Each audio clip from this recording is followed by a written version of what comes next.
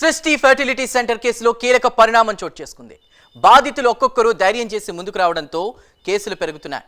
తాజాగా గోపాలపురం పోలీసులు మరో 4 ఎఫ్ఐఆర్లు నమోదు చేశారు.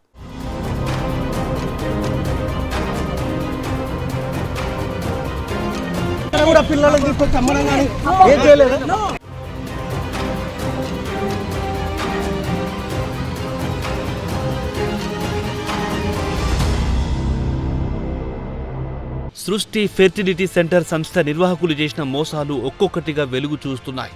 ఐవీఎఫ్ చికిత్సకొచ్చిన వారిని సరోగసి పేరిట మోసం చేసి డబ్బులు తీసుకున్నారని అనేక ఫిర్యాదులున్నాయి. ఈ మేరకు గోపాలపురం పోలీసులు మరో 4 ఎఫ్ఐఆర్లు నమోదు చేశారు. తమకు అందించిన మెడికల్ రిపోర్ట్ తీసుకొచ్చి బాధితులు ఫిర్యాదు చేస్తున్నారు.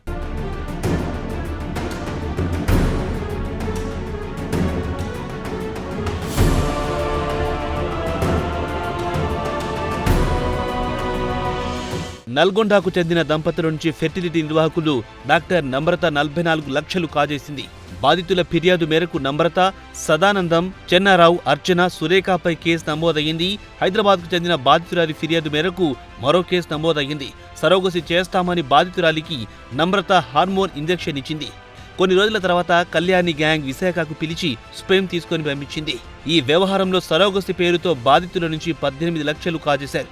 ఈ ఘటనకు సంబంధించి నమ్రత, డాక్టర్ విద్యులత, కళ్యాణి, శేషగిరి, శ్రీనివాసరెడ్డిపై కేసు నమోదైంది.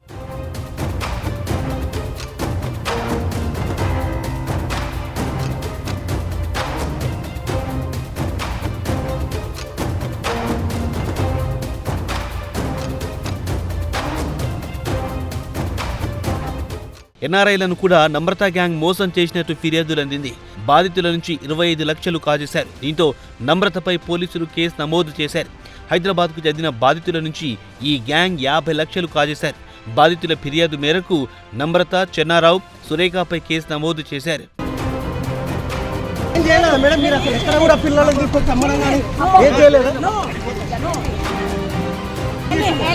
మాత్రమే